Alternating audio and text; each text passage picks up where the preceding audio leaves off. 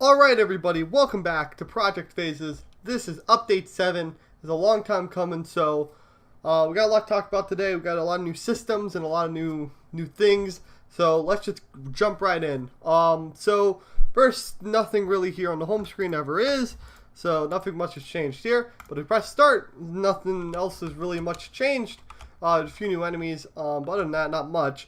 However, the new big change is in the inventory system we have here. So last update we had a menu here, and it didn't really do much of anything, but now it does. So first off, this party thing has been updated slightly, so now there's like maximums. So now everyone has max health and points. Before they didn't, now they do. There's a way to change your max health, and I will get to that in a second, but there's not a way to change your max points. I'm sorry, at least right now there isn't. We will see about the future. So party's pretty much the same. Quests and maps still don't have much of anything, but items is where a bulk of this update really comes in, and that's the new inventory system. So there's this whole new system, and it's all interconnected. It all works great. It pretty much works how you expect it to. So let me just show you. So you press items, and you get 4 options here. You have weapon, armor, consumable, and key items. So now there's a lot of stats. There's a few new stats that we have, and I'll explain those in a second here. So weapons and armors are things you can equip to increase those stats, and consumables are one-use items that you can use to either heal yourself or heal your points, and I'll show you that in a second as well. And key items are just miscellaneous items that you need for certain events. Weapons, let's just show you some of the weapons. So we have 4 weapons right now: Daryl's sword, Clint's staff of healing, Oliver's rock sword, and the river sword. And all of them we only have 1 of, which is what this 1 means here. If we had 2, it would be 2. This T here, that's the type. So there's melee and ranged, and some enemies are weak to one or the other. So I think like Rockman is weak to melee attacks, so he will do more damage if you get hit by melee attack. So just remember that, and I'll show you that in the battle system when we get to that. This little sword thing here, that is how much attack it gives you. So Daryl's sword is 3, Clint's staff of healing is 2, so on and so forth. And you can see as we highlight over some of these, you can see how it would affect their attack. If you look on the bottom there at their attack, and you can see it affects it. So like if we hover over River's sword, everyone goes up a little bit except Oliver, because his sword is the same. So let me show you equipping. So you click on it, whatever item you want to equip, your thing starts flashing, and then you just choose who you want to equip it to. So let's say I wanted to give Daryl the river sword, so I do that, and now Daryl switched over to the river sword. And that's how that works, and it works perfectly fine. And that goes for all of them, so if I wanted to give it to Clint, that's that. If you don't have enough of an item, and you try to equip it to someone, it will just pop up and say, no, you can't do that. I'm not going to show you because it crashes the recording. Just trust me, eventually I'll get it in-game, so you don't have to, it's not like a pop-up or anything. So yeah, let's just do that, and that's what attack does, raises your attack, and that's what weapons do, and it's all good. So let's go to armor. And there's only 2 armors right now. There's light and heavy. We have 2 of each, and they do 4 and 6 defense. There isn't a difference between the 2 yet, but there will be eventually. So right now, people just have it whatever they need. As you can see, if we highlight over heavy and we give it to Daryl, his maximum health goes up, meaning he can take more hits. And that's how armor works. That's what armor changes. It changes your maximum health. So weapons change attack, and armors change maximum health. Now, there's 2 other stats we have here. Points, which we've had for a while, and speed. Speed is this new stat that we have, and eventually it will be affected by these light and heavy armor, and things will weigh you down. And it's one of those things that get like a side stat that gets, it's not influenced directly by something, so not every set of armor will affect your speed, and not every weapon will affect your speed, but it could. At least that's how it is now. Eventually, light and heavy armor will affect your speed. But right now everyone has a set speed. Daryl's 10, Clint is 12, and Oliver's 8. I'll show you what that means in the battle system when we get there too. But it's pretty neat. So consumables, that's how armor works. Consumables, one-use items. So we have some healing packets, some point packets which can replenish your points, and a bunch of test items here which I use to test these little like scroll bar buttons here. So yeah. So let's say we wanted to give Daryl some points because he's not at max points, as you can see. So we go small point packet and we give it to Daryl, and it will say 13 out of 15. Click it there, and everyone else goes back to what they were. And that's how that works. It's pretty simple. Same thing for health, but there's no change for that right now. Actually, I can show you if I do this. Now he has 31 health. If we wanted to get him all the way back up, I can give him a small healing packet and give him that. And there we go. That's how that works. But I'm going to restart the game. So that's all the items, and then key items, which there's nothing, it's just Alex's house key. It doesn't do anything if you click on it. It's just there. That'll be things that like check, like if you need Alex's house key to get into his house, that's where it'd be. It wouldn't be in anything else. I might add another thing here, maybe, I don't know. But for now, those are the 4 different categories we have, and they all work pretty well, and it's all in this little menu here. And yeah, that's how the inventory system works. Alright, that's about it for the overworld, so not much has changed, like I said, so we're just going to jump right into the battle and see what's different there. So, right off the bat, we have a new little thing on the bottom here. This is a new menu. Before it was just an empty box, so now it's a whole new menu. And it has attack, items, and other. Attack is all your attacks, items is all your items, and other is just a blank thing right now. So yeah, it all changes here, and it all works. So I'm going to look at my list and see what we got to show. First things first is speed. I'm going to show you speed. So pay attention. I might like zoom in on it, but pay attention to the right thing here. So I'm just going to wait through all these like attack phases just so you can see. If you look closely, you'll see they don't line up perfectly. And that also goes for the enemies. So let's just get to the end. So as you can see, it doesn't line up perfectly. Like everyone doesn't, it isn't uniform like it was before. Same thing for the enemies. So this is what speed does. So speed is how quickly you move along the timeline. The higher your speed, the faster you move. Now it's a very small change. Like a speed of 10 is about what like Daryl has. So it's one of those very small things. Like what? It's like a 10 pixel difference, or like 5 pixel difference between Clint and Daryl, and they have like a 2 speed difference. Like it's pretty small difference. However, there are 2 things with this. Number 1. As you go through the battle, that gap between that differences gets bigger and bigger. So it helps move things along, and that also helps with the future arrow. And I'll show you about that in a second. Number 2 is that it helps with the pacing of the game. Once I get like a full game, you know, I think this is going to help a lot for a few reasons. Basically, as you go through the game, you get faster and faster and faster. So the system gets faster, meaning you have to think faster, meaning it's more fun since you're doing things faster. I mean, that fast doesn't mean fun, but as you're thinking faster, I'm hoping that incentivizes you to just think harder and faster and have more fun while you're doing it. That's kind of the idea right now. It also means it's going to get harder, so it's a good difficulty curve kind of built into the system already. So I think it's a pretty cool, neat little feature. It took forever to program, but hey, it works, and I'm happy with it. So that's speed. I'm going to show you one more thing with speed. I'm just going to restart the game here. Help me. So the other thing is, let me check something. Okay, so the other thing is the future arrow. So if you do heal, you can see that the thing, okay, well, kind of lined up here. Let me, gosh dang it. They all got the same speed. So the enemy speed is randomized. It's like the same. No, it isn't. Never mind. It's just me going crazy. So enemy speed is randomized, so it's different every time. It's just between a range. So technically, Lockman's supposed to have the higher speed every time, but like sometimes it goes on the 2 ends. So anyways, if you get a heal, you'll see the future arrow doesn't land on the same place for everyone. Because they all have different speeds. So the future arrow does account for the speed, so you don't have to like be like, oh, it landed here, but I gotta remember it's a few pixels ahead because of the speed. No, you don't have to do that. You're good. So you can trust this arrow to be right for the most part. I say that because the big problem I'm having with this whole system is this. So you see the arrow, when it moves across the timeline, it's kind of doesn't work perfectly right because I'm trying to move it. Initially, when like last update, I moved it by fractions of a pixel. And if you know, you don't do that because it doesn't really work right. Because it's a pixel, the pixel is supposed to be the smallest unit, and when you move a fraction of it, it just doesn't work the way it should. So it would be moving, and because of like, for some reason, it would just skip over some pixels.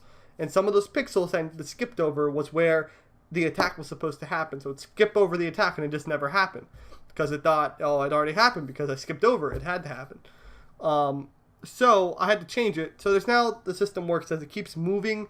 It moves whenever this internal counter goes down. It's a bit better. It seems to be more consistent.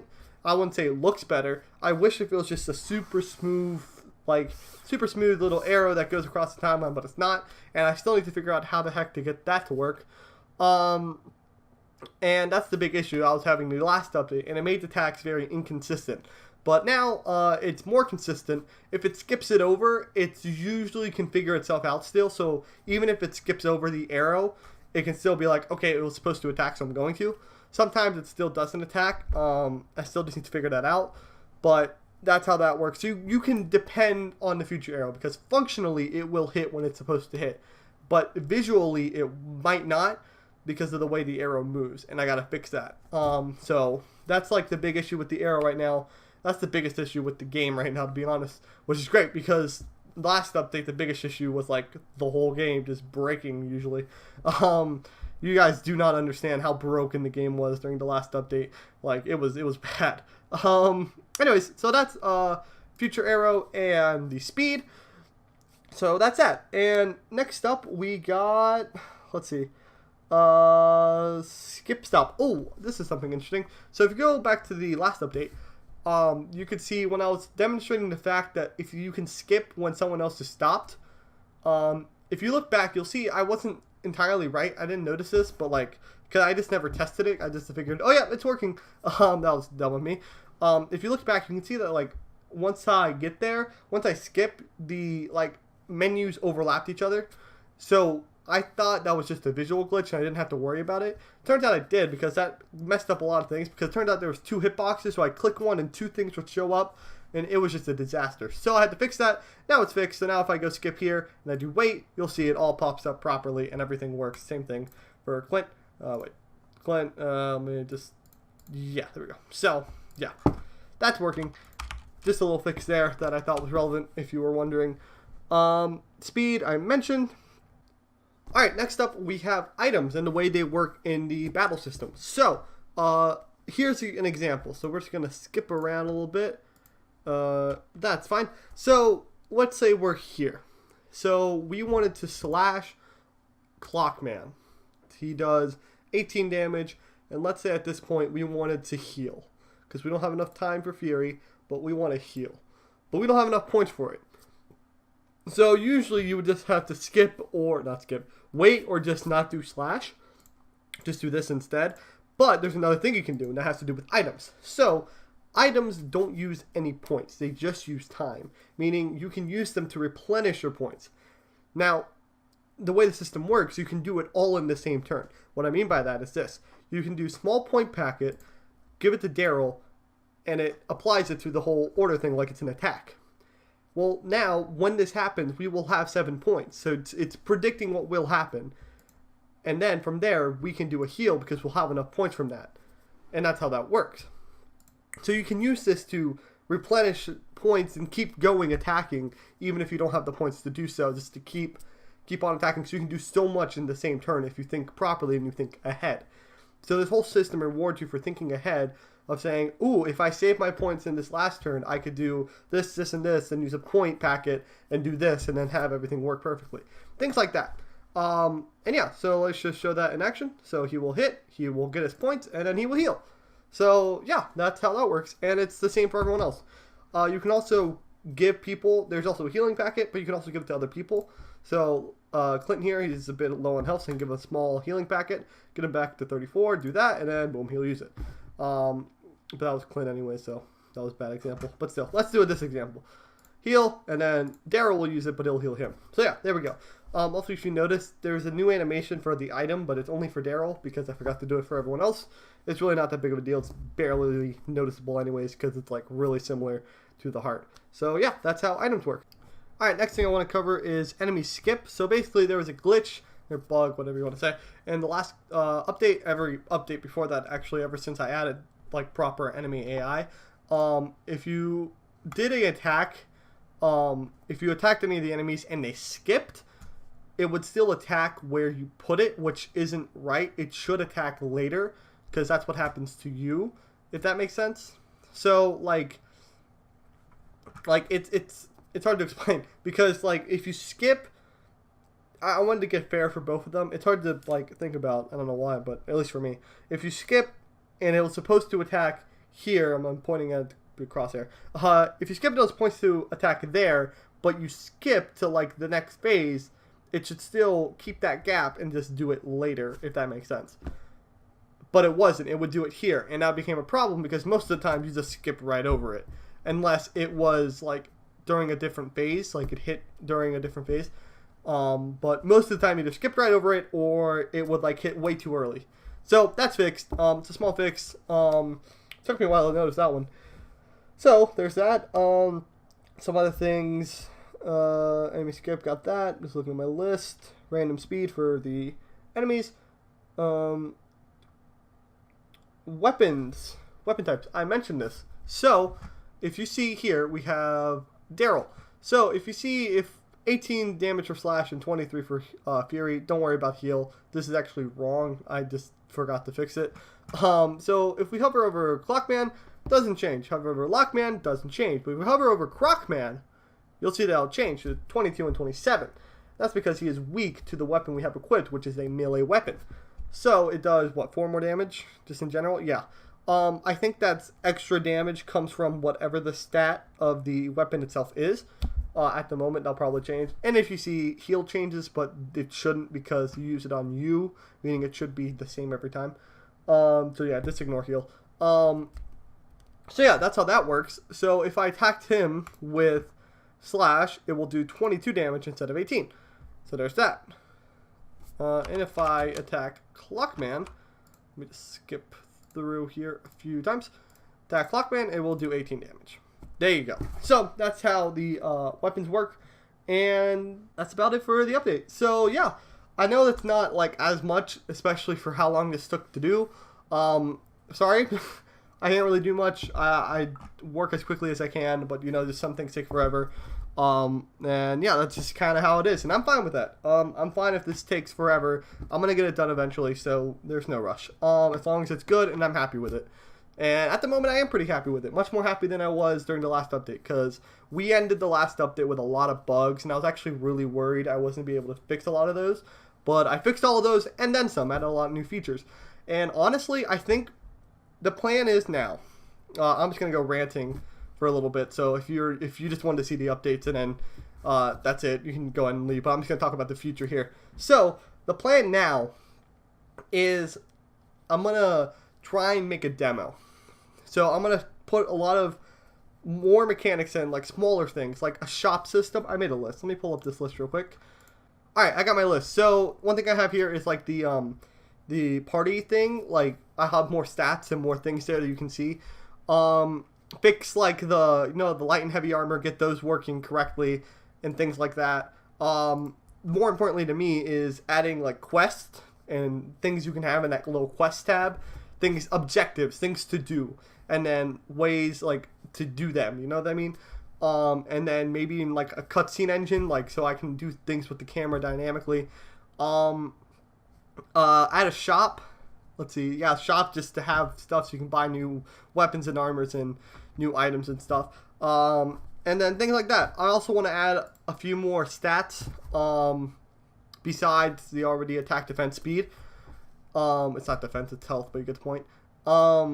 I'm not really sure what stats they will be or how they will work. I'm thinking accuracy, but the problem is I don't want the game to be based on luck. I don't want you to set up everything perfectly and you feel really good about yourself, but everything gets messed up because you missed an attack because accuracy. I don't know, I just feel like that's kind of cheap. I think there's a good way to do it where it doesn't feel cheap, but at the same time, maybe I'll think about it. And then saving, I probably should have done that earlier, let's be honest. So you can save the game. But that's really more, I think, later once I get more stuff in. But it's things like that, smaller things, you know, just adding a shop, adding a this, adding a that. A lot of things we already have a good foundation for. Once I get that and, like, create, I don't know, a 15, 20-minute demo where you can play, have, like, a few quests to do, have a few quests, a boss fight, and then you're done.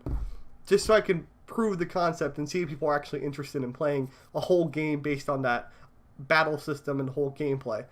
But so far, I've been having a lot of fun making it, and it hasn't been super enjoyable playing it, but that's because there's still a lot of, like, things you have to worry about. And once I get, and also I've been playing the same 3 enemies for the past 2 years, so that might be part of the problem.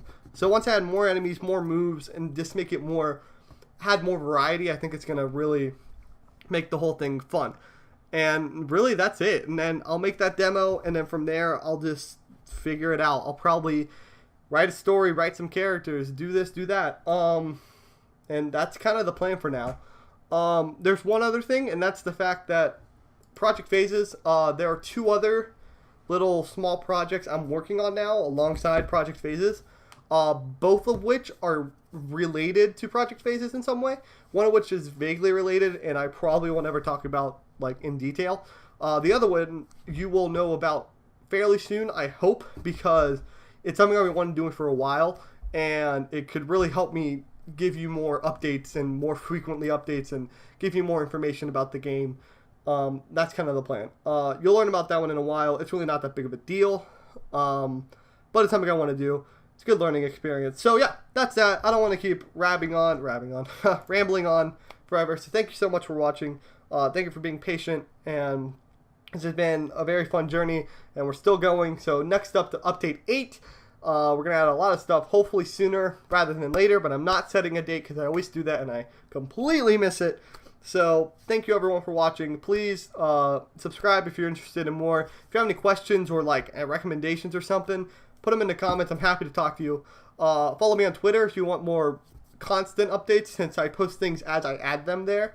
So once I have something and I add it and it's pretty functional, I'll post about it in Twitter.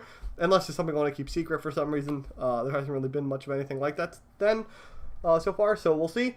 Other than that, when I get some of those other projects I was talking about done, I'll probably post an update here as well. Follow me on Twitch. I'm just completely shilling myself here. Follow me on Twitch. I live stream me working on the game a lot. Sometimes it's silent stream, so I just kind of play music and I just kind of do my thing. I don't really talk. Sometimes I do talk. It really depends on the day.